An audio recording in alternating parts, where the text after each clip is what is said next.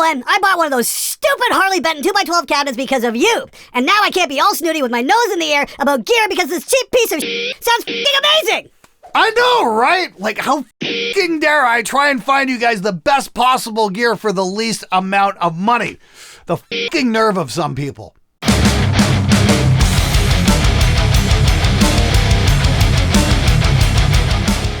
Hey everybody, how's it going? Here we are yet again, another Friday, another weekend. Hope you're gonna have an amazing time. It's Wednesday night, about 9 at night. I got Christian Vey heading over here in about 20 minutes. We're gonna do a bit of a guitar shootout, guaranteed to piss off the general guitar community, but hey, might as well do what you're good at, right? Anyway, got a lot of your comments and questions. Last week's viewers' comments kind of blew up way bigger than I ever thought it would, so thanks to everybody for dropping by and sharing your opinions. It's always good to hear from you. I love reading those comments, and the best ones, of course, wind up in the show. So let's get to those right now. But Glenn, when you pull back the curtain on the wizard that is the guitar gear industry and show the truth of snake oil and fairy dust, it's a bit like providing evidence to someone's religion is complete bullshit. They're looking around their house and their mounds of gear that they purchased because their ego has been led like children by the Pied Piper down this rabbit hole, and it's either defend their beliefs or accept how fucking stupid they are. Keep in mind that these are musicians filled with ego. But to be fair, it's not just the hobbyists. There are even professional players who get caught up in the bullshit and think the string of events leading the universe to gifting them the position of authority. It does not. It puts them in the position of influence, which is entirely different. But gear companies have been leveraging this influence for decades to sell products and stay in business. Fairy dust and ego keep the gear makers in business. Wow, dude, you kind of hit the nail on the head there. Not sure if I could have added any more to that. Bravo, dude. At least somebody finally gets it. Remember, guys, gear is not the be-all, end-all. Yes, it's a lot of fun, but it can be very expensive. And as you get into the more expensive realm, you kind of hit a curve there and you get diminishing returns. My whole purpose here is to help you guys along the way because I've made a lot of foolish purchases over the years, thinking they were going to solve problems when I was really just being given the wrong information. And after a lot of mistakes, I figured out what does work. Now, I really need to make the video 10 gear purchases I've made that I really regret. Now I want to hear from you guys. Maybe I can put something in here as well. What's a gear purchase you regretted? What did you regret spending money on that didn't deliver what you thought it was gonna? I want to hear from you. Please leave a comment below. Let me know. Maybe we can put a few of those in that video. I think that'd be really cool. Leave a comment. I'll take some screenshots. This one might be a lot of fun. Something missing. You only have one of each amp in your test. The amps are built with 10% tolerance components except at very specific points. The tunes vary. The transformers vary. There will be variance between amps built next to each other from the same lot of components. To really do this test, you need a sample size of each amp. From a test background, this is anecdotal, not scientific. Okay, you're partially right there. You are correct in your observation that I had a very small testing pool. I only had 2 amps to work with. You did get that part right. Now, if you want to send me a whole swath of amps from both iterations, both the 6505 1992 original and maybe some original 5150 signature models and block letters, I would be more than happy to run that through my testing process and really get to the bottom of things. Feel free to finance that video. I am all down for that. Now, I do have one issue with your statement there that from a test background, this is anecdotal. Okay, here's the thing. Before you start throwing around the big words, we might want to have a consultation with Mr. Internet Dictionary. Hello there.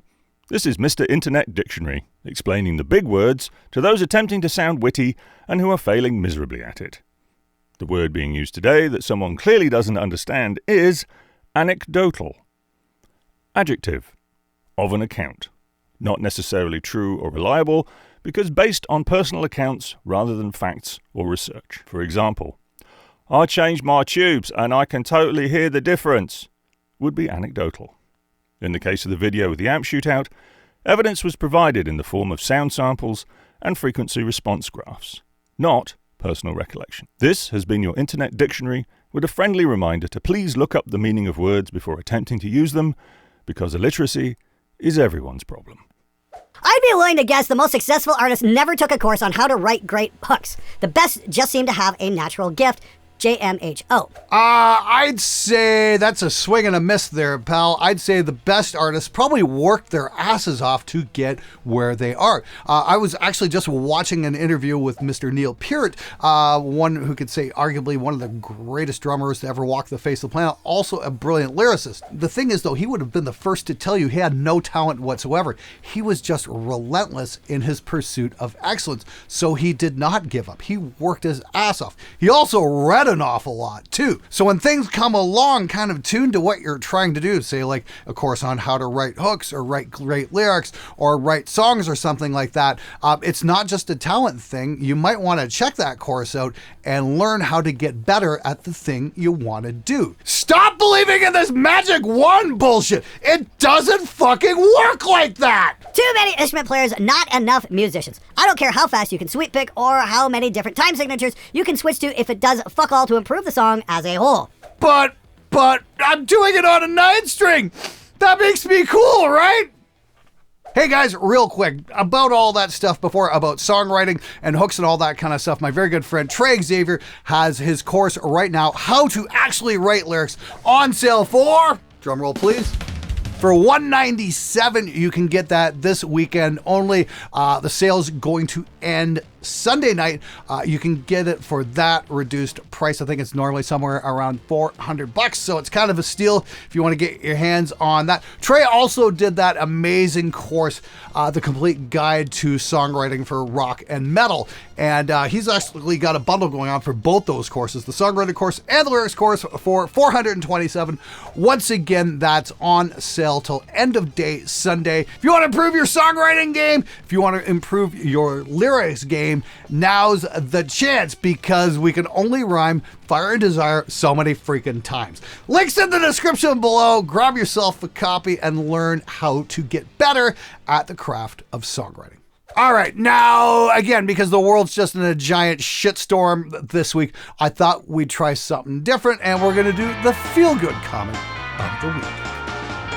I'm 100% in the boat of people who you helped with music production. I learned recording, mixing, mistakes to avoid, and a lot more from this channel, and I'm grateful that you put the time and effort into showing newbies like me the ropes. My mixes have gone from downright shameful to showing people something I am proud and excited to share. Zorbitals! Dude, thank you so much for writing that in. That kind of actually made my day. That really does give me, just makes me feel like all this effort's been worth it. It's hilarious. I just went to AES in New York City and met an awful lot of fans of the show and shook a lot of hands and whatnot. And so many people came up to me and said, hey, you know what? Your show helps me so much. And I'm like, it's really great to hear that from time to time, because most people just write in the comments what an asshole I am. All right, now, we're not doing Butthurt of the Week, but I've also said there's no such thing as a dumb question. Statements, though, comments, oh yeah, and I've got a doozy here. This is our first ever dumbest comment of the week. Your justification for why pickups all sound the same is they are just magnets and wire. Well, so are speakers, just saying. Well, I don't say pickups all sound the same. What I say is they don't make the big shifts in tone that we've been led to believe by the advertisers, by the marketing. Changing a pickup isn't going to take me from Pantera to Metallica to Slayer to In Flames. It just doesn't work like that. There's much more involved in the signal chain to getting that kind of sound onto a recording. Now, as for your observation, speakers are just magnets and wire. Well, okay, great. Here's a speaker right now. This is one of the new Jensen Raptors I've been experimenting with today. Now, this does have a giant honking magnet on it. It's kind of heavy too. We've also got, a couple connectors here and a couple of wires. And oh, what's this? Right, this big freaking thing here right in the middle that's kind of covering the magnet wire. It's called a diaphragm, you idiot! You can make these from different substances and whatnot. This is a paper cone.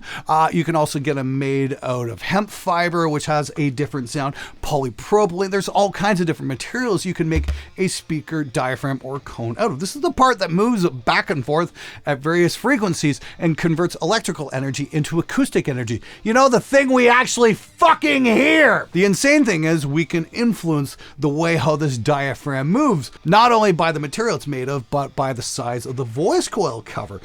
This is what keeps the dust out of the moving part in the middle here. You can also add more glue to where the wires go in to the speaker cone. That influences the sound as well. Now, a couple of you guys have suggested I reach out to the Ted Weber company and check out some of their Tone Cult speakers. And so I did that, and they gave me all kinds of options when it comes to that thing. The doping, the size of the voice coil cover, you know, what it's made out of, all that kind of stuff. So I might get a couple of iterations of the same speaker and show just how big of a difference that sort of thing makes. It's going to be a very interesting episode. And if you want to see what actually influences your guitar sound as it is recorded, I don't think that's one you're going to want to miss. Unless, of course, you've dumped hundreds and hundreds and hundreds of dollars into pickups, that episode's probably going to piss you off. Here's a hint, guys. Don't shoot the messenger. Echoing what the Frickster says, I've been playing guitar for more than half a century. Well, not constantly, but yeah. Anyway, if you play hard, crunchy, overdriven music, please don't buy into the unicorn fart hype about pickups. You're better off choosing them primarily for looks. Now, country music, think actual old-style Grand Ole Opry, telly-twangers, and jazz have some justification, but rockers should let the chain do the work. Thank you. It's sad how many people don't understand the pickups don't matter thing. It's a recording studio-based show. When mic'd up and under gain and in a mix, the difference is minimal at best, and no amp ever sounds the exact same in that situation as it does in a room. Hell, room to room has variables. Drums are the same way. The way they sound behind the kit is different from the front of the kit, and again in a mix. People sure are special and love to argue and be know-it-alls on the internet. Love the channel. Well, thanks so much, dude. I really appreciate the vote of confidence there. Once again, I'm looking at everything on my show through the lens of a recording engineer and what's going to help you find the tones you're looking for coming across your monitors in a recording sense. I mean, pickups are basically going to give you a massive shift in amplitude depending on the model, and that's going to definitely affect the feel under the strings. I'm not debating that at all. Some are going to be a little hotter, some are going to be a little quieter, but they're not the big frequency shifters. They're not going to change how the guitar sounds in relation to the other instruments in a mix. And once again, it just doesn't work that way. Not unless you're going like single coil to humbucker, that sort of thing. That will make a difference, and we even proved that last year in a blind test. Not debating that at all, but if you want to go from, say, like an EMG to a Seymour to, you know, whatever, let's say a bare knuckle or something like that, you're going to get a little shift in tone, not a whole lot, and certainly not anything noteworthy. In my opinion, anyway. That's just my observation after making records for the last 25 years and doing numerous tests. But then again, what the fuck do I know? Glenn, is there a need to reamp if you're using plugins amp sims, like auto audio? I use it in the effects loop right and on the track, and if I turn off the effects, it's a clean signal. At that point, I can use any amp sim I want. So I'm assuming a reamp box would only be used for real amps. If there's a good reason for using it with a sim, I'd like to know. Thanks. No dissent. Don't spend your money if you're just using amp sims. I use a reamp box all the time. I've got several from Signal Art. They make some amazing stuff, and word has it, there might be a mass-produced version of it coming out very soon. Fingers crossed. I'll have some details on that whenever that drops. It's going to be a cool piece of gear regardless. But we're talking strictly in the realm of real amps. If you've got amp sims, if you're recording direct, you don't need a reamp box. You just change up your amp sim and or cabinet impulse, and you're good to go. Once again, my whole thing about speakers being the sound, you can change the impulse response, i.e. your virtual speaker, and get some pretty amazing results from going cab to cab to cab, or even changing out the mics. Once again, those are where the big shifts in your tone are going to be. How come nobody ever talks about the new update for Extinction Level event drums? It's been a year and still nothing but promises. Other drum VSTs do not advertise their updates. They just come out. Just saying. Oh, dude, believe me, I'd like to see it come out too. You know, it's just like it's delay after delay after delay after delay after delay. I apologize to the community at large. There is a massive update coming for Extinction Level event. We do have it submitted to Native Instruments. Fingers crossed they're going to approve it. We did have it in. They wanted a couple of tweaks. We made them. So we resubmitted that. Hopefully we're going to hear something.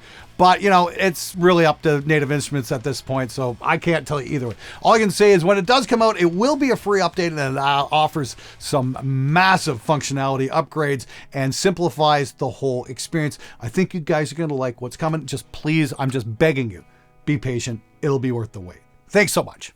The problem is recording equipment is so cheap there are virtually no longer gatekeepers of music publishing like the old days. Anyone can upload their songs to a vast network of social media sites and get garbage songs out there. The reality is most people are not musicians even though they LARP as one on social media, so they might affirm this delusion idea that they are important. The bottom line, most people have zero talent, but we can only hope the real talent rises above the noise. But sometimes the real talent might be drowned out and forgotten. Maybe we need the publishing gatekeepers back. I'd hate to sound like the ultimate music boomer Rick Beato, but the quality of music, especially in the mainstream, was superior back in the old-timey days. Just a thought. Well, I don't know if I necessarily agree with that. I like the idea of everybody being able to record their stuff and making high-quality recordings do it. That being said, most of them could probably use a songwriting course or two. Links in the description below. Seriously, though, I mean, when the internet came along in the 90s, I thought, okay, this is going to be really great. And I remember in the early 2000s, like 2000, 2001, there was a website called GarageBand.com. Not the Apple recording thing, but it was actual garage bands, and you could go in there and review all this cool stuff. And I remember doing that quite a bit, checking out all these indie bands. Most of the recordings were fucking terrible. But there were a couple songs that were really great and actually wound up on my iPod. Yes, I'm definitely showing my age now. But there were a couple of really, really cool bands I found. I remember this one group called Thrust out of Kansas City. They had this song called The Professional. It blew my fucking hair back. I don't know what ever happened to those guys. You know, it just goes to show that, you know, talent doesn't necessarily mean you're going to be famous. That's for sure. Because those guys sure had the fucking talent. They know how to write great songs. They had great riffs. Just killer all around. Nobody fucking heard him. And I think that's a real shame. If anybody knows anybody in that band, I want that fucking CD because all I've got is a low bitrate MP3 of that song. And I thought it was fucking brilliant. Had a couple others like that as well that came along. And that was the thing, you know, you'd put your music up and to get a review, you'd have to like review 3 other songs or that kind of thing. A lot of it was mudslinging, unfortunately, but you know, you tried to be helpful, you tried to be constructive. And yeah, it was pretty cool there for a couple years, and then it just kind of flamed out and whatnot, and that was unfortunate. And then MySpace came along, and that was great for building a music scene as well. Anybody remember that? Like around 2006, 2007 to, I don't know, about 2009 or something like that. There was a really fantastic scene going on with MySpace, all these local music scenes going along and whatnot. And then Facebook came along and just kind of killed that, unfortunately. Not sure what went wrong there. These days especially, but I definitely kind of miss those days. Yeah, MySpace was definitely clunky in a lot of ways, but man, did it ever help you find the local bands, and it was fucking cool for that. That's for sure. Anyway, I don't know, guys. What's your opinion? Do you think we need a new social network that makes it easier for music? I'd like to see that, to be honest with you. I feel like Glenn would have been a great radio DJ. Dude, that's hilarious, you know, because I actually applied for that in college. Way back in 1989, I applied to 2 different colleges. Mohawk College in Hamilton, Ontario, to do exactly that, to be a radio DJ. And I also applied at Sheridan College for the media arts program. Apparently the know-it-alls and brainiacs over at Mohawk College didn't think I'd be good in some kind of a public speaking fashion because they rejected me for that course. I didn't even get my foot in the door. Thankfully, Sheridan College said yes to me, and well, here we are. Not only can I speak to the camera, I also know how to set up lights and roll camera and all the rest of the shit that goes along with it. It was a wonderful experience. So, hey, if anybody at Mohawk College is watching this and that's involved in the whole radio DJ program, I'd just like to say, you guys are a bunch of fucking morons, and I'm giving you a double middle finger salute for that one. Boy, did you guys ever drop the ball there. Some people should not be responsible for college admissions. That's for sure. Who knows, though? Who knows how it would have went if they had given me a radio job? I probably would have gotten thrown off the air for saying fuck way too many times. All right, guys, that's it for this episode. Thanks so much for watching. And if you haven't, please hit the fucking subscribe button. I'm like, would it kill you? Seriously, try to grow that audience. Try to make that happen. And I need you to make that happen. So hit the fucking button, please. Don't be so fucking lazy. Anyway, if you need help with your songwriting, check out Trey's course. Links in the description below. Once again, it's on sale till Sunday night. Then it goes bye-bye. It goes back up to its normal price, which is really fucking expensive. So yeah, click the link, check it out. Anyway, you guys have a wonderful weekend. And you know what? Be excellent to one another. I'll see you next week. Let's do that one more time. Yeah, one more time. Okay, one more time. Got it. Fuck. One more time. I almost got this. Sign signatures.